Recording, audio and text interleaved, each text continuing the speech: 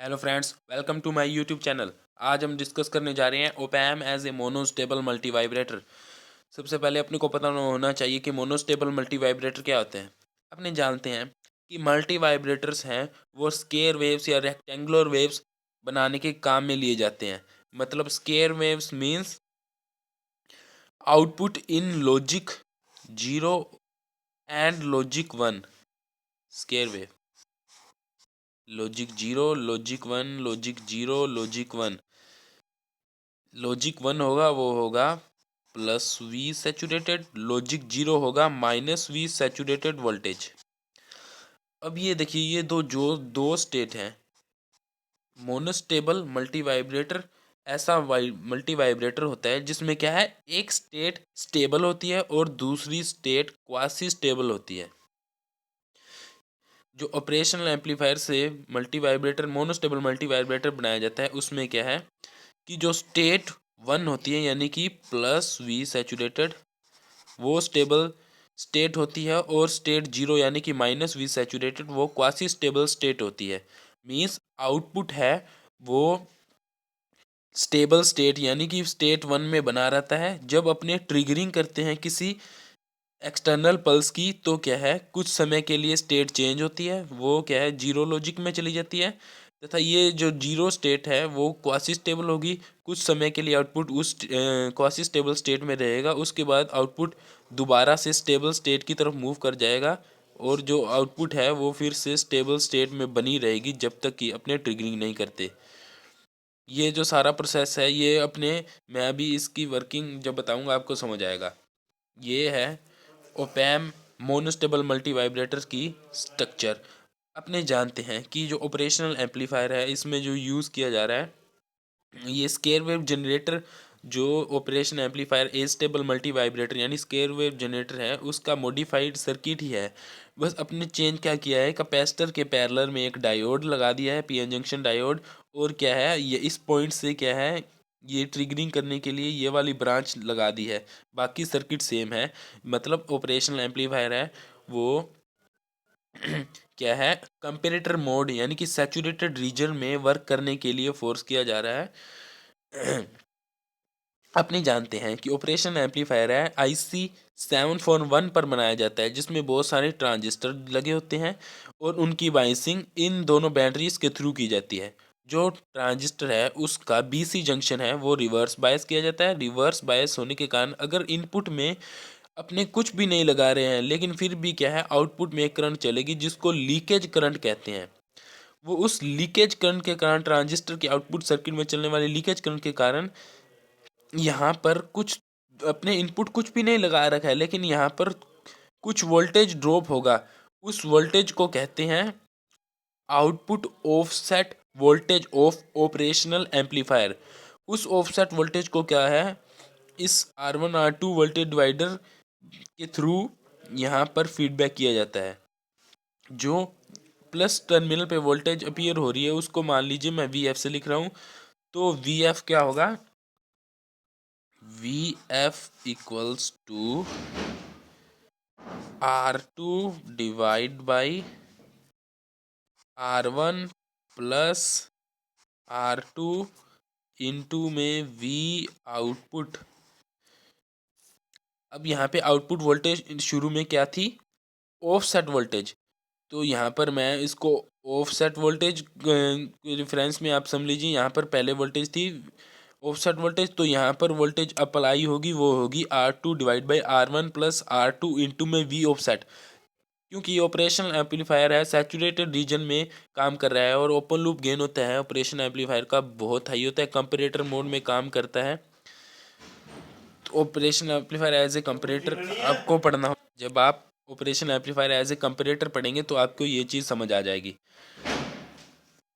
उसको बेसिकली क्या है कि अगर प्लस कंपैरेटर मोड में जब ऑपरेशन एम्पलीफायर काम करता है जब, तो क्या होता है कि प्लस टर्मिनल पे वोल्टेज ज़्यादा है तो आउटपुट प्लस वी सैचुरेटेड मिलती है, माइनस टर्मिनल पे वोल्टेज ज़्यादा है तो आउटपुट माइनस वी सैचुरेटेड मिलती है। इस कंसेप्ट का ही अपने यहाँ यूज़ कर रहे हैं।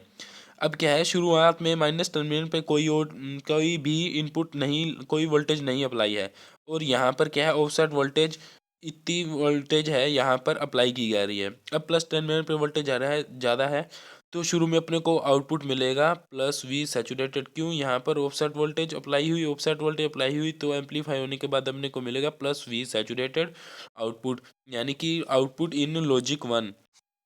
अब क्या है, ये है स्टेबल स्टेट। आउटपुट है स्टेबल स्टेट कैसे होगी? अब यहाँ पर क्या है, प्लस वी सैचुरेटेड वोल्टेज है, प्लस वी सैचुरेटेड वोल्टेज यहाँ से यहाँ पर अप्लाई होगी तो वी एफ की वैल्यू हो जाएगी R2 divide by R1 plus R2 into में वी सैचुरेटेड आउटपुट वोल्टेज, क्योंकि प्लस वी सैचुरेटेड है। Output voltage plus V saturated है तो ये क्या है, इसके थ्रू ये कैपेसिटर भी चार्ज होना स्टार्ट कर देगा। कैपेसिटर चार्ज होना स्टार्ट करेगा, इसके क्रॉस वोल्टेज ड्रॉप बढ़ेगा। जैसे ही 0.7 वोल्ट इसके अक्रॉस में वोल्टेज ड्रॉप होगा, ये पीएन जंक्शन डायोड है वो कंडक्ट करना स्टार्ट कर देगा। क्यों? क्योंकि पीएन जंक्शन डायोड है ये सिलिकॉन का बना हुआ, अपने यहाँ यूज़ कर रहे हैं, और सिलिकॉन का जो थ्रेशोल्ड वोल्टेज है वो 0.7 वोल्ट होती है। 0.7 वोल्ट जैसे ही वोल्टेज यहाँ पर होगी, इसके पैरेलल कम्बिनेशन में अपने पीएन जंक्शन डायोड लगा रखा है और पैरेलल कम्बिनेशन में वोल्टेज ड्रॉप सेम होता है। तो 0.7 वोल्ट जैसे ही वोल्टेज ड्रॉप होगी, ये ट्रांजिस्टर डायोड कंडक्ट करना स्टार्ट कर देगा और एक तरह का एज ए शॉर्टेड वायर काम करने लगेगा। सो क्या है, कैपेसिटर की वोल्टेज है 0.7 वोल्ट पे क्लैम्प्ड हो जाएगी, इससे ज़्यादा नहीं बढ़ेगी, 0.7 वोल्ट पे ही रुक जाएगी। अब क्या है, माइनस टर्मिनल पे वोल्टेज लगातार 0.7 वोल्ट है और प्लस टर्मिनल पे वोल्टेज है R2 divide by R1 plus R2 we output, यानी कि प्लस टर्मिनल पे वोल्टेज ज़्यादा होगी, अपने को आउटपुट 1 लगातार प्लस वी सैचुरेटेड मिलता रहेगा, मतलब लॉजिक 1 में मिलता रहेगा। अब आउटपुट है इसी स्टेट में बना रहेगा। अपने को क्या है, अब स्टेट 1 से स्टेट 0 में चेंज करने के लिए आउटपुट को ट्रिगरिंग करनी पड़ेगी। ट्रिगरिंग इसके लिए क्या है, अपने ये स्केयर वेव्स यहाँ पर अप्लाई करेंगे। स्केयर वेव ये आगे सी और आर यानी कि डिफ्रेंशिएटिंग सर्किट लगा हुआ है, इसमें से पास होगी तो अपने को नैरो स्पाइक्स मिलेगी। नैरो स्पाइक्स मिलेगी। आगे पीएन जंक्शन डायोड लगा हुआ है, पीएन जंक्शन डायोड पर जब यहाँ पर ये जो माइनस है, ये पर प्लस वाला टर्मिनल होगा पीएन जंक्शन डायोड का, प्लस वाली वेव जब यहाँ पर इनपुट होगी तो PN junction diode reverse bias हो जाएगा। सो इस साइकिल को पास नहीं होने देगा। जब ये नेगेटिव वाली पल्स यहाँ पर अप्लाई होगी तो क्या, PN junction diode forward bias हो जाएगा तो इस वेव को ये पास होने देगा। ये वेव है, अब ये पास हो जाएगी, ये नेगेटिव वाली वोल्टेज यहाँ पर अप्लाई हो जाएगी। ये नेगेटिव जो पल्स होगी इसकी वैल्यू अपने इतनी सफिशेंट हाई लेनी है कि इस जो ये वैल्यू है इससे इसकी वैल्यू ज़्यादा हो नेगेटिव में, ताकि क्या है, जब ये यहाँ पर वोल्टेज अप्लाई हो तो प्लस टर्मिनल पे वोल्टेज है नेगेटिव में हो जाए। और अब क्या होगा, माइनस टर्मिनल पे 0.7 वोल्ट वोल्टेज अप्लाई है, प्लस टर्मिनल पे नेगेटिव वोल्टेज अप्लाई है। अपने इसकी वैल्यू इतनी लेनी है कि प्लस टर्मिनल पे जो वोल्टेज है वो 0.7 वोल्ट से कम हो जाए। इफेक्टिव वोल्टेज 0.7 वोल्ट से कम होगी। यहाँ पर माइनस वाले टर्मिनल पे वोल्टेज ज़्यादा है तो क्या, माइनस वाले टर्मिनल पे जब वोल्टेज ज़्यादा होगी अपने को अब आउटपुट मिलेगा जीरो स्टेट में, यानी कि माइनस वी सैचुरेटेड। अब जीरो स्टेट में आउटपुट मिलेगा। अब क्या है, वेव आकर चली जाएगी, वेव आकर चली जाएगी क्योंकि ये शॉर्ट ड्यूरेशन और हाई मैग्नीट्यूड की नेगेटिव वेव है, ये आकर चली जाएगी। आउटपुट है अपने पास अब है माइनस वी सैचुरेटेड आउटपुट यहाँ से यहाँ पर फीडबैक किया जाएगा।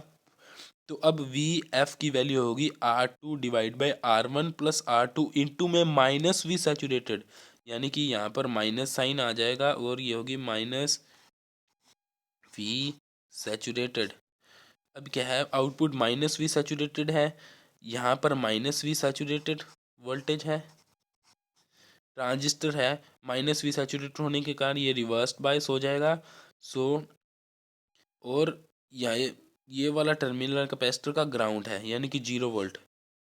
यहाँ पर 0 वोल्ट है, यहाँ पर माइनस वी सैचुरेटेड वोल्टेज है। सो इसके कंपैरिजन में ये वोल्टेज पॉजिटिव होगी। अब कैपेसिटर चार्ज होना स्टार्ट हो जाएगा, नीचे वाली प्लेट प्लस और ऊपर वाली प्लेट माइनस बनेगी। अब क्या है, यानी कि कैपेसिटर नेगेटिवली चार्ज होना स्टार्ट हो जाएगा। अब कैपेसिटर है, इस पर चार्ज लगातार बढ़ता जाएगा बढ़ता जाएगा। जब इस पर जो वोल्टेज है इस पर जो नेगेटिव वोल्टेज है और यहाँ पर जो नेगेटिव वोल्टेज है, इस पर जो नेगेटिव वोल्टेज है, यहाँ पर जो नेगेटिव वोल्टेज अप्लाई हो रही है उससे ज़्यादा हो जाएगी। मतलब यहाँ पर जो नेगेटिव वोल्टेज अप्लाई हो रही है वो है -R2 अपॉन में R1 प्लस R2 इंटू में V सैचुरेटेड। इससे जैसे ही वैल्यू कैपेसिटर कर क्रॉस वोल्टेज ड्रॉप ज़्यादा हो जाएगा, यानी कि माइनस पे वोल्टेज ज़्यादा हो जाएगी, तो अपने को दोबारा से आउटपुट वन स्टेट में मिलेगा प्लस V सैचुरेटेड मिलेगा। क्यों?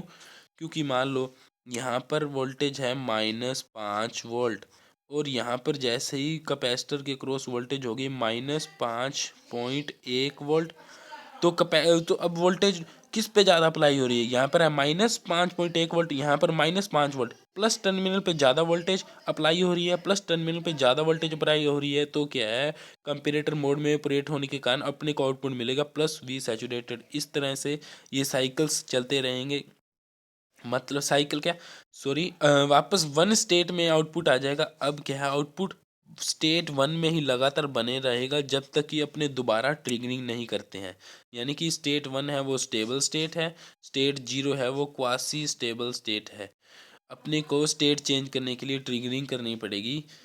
ये था op amp as a monostable multivibrator. मैं आशा करता हूँ आपको समझ आया होगा। अगर आपको मेरी वीडियो अच्छी लगी हो तो प्लीज़ लाइक करिएगा और शेयर करिएगा, क्योंकि दूसरों की मदद करना भी ज़रूरी होता है।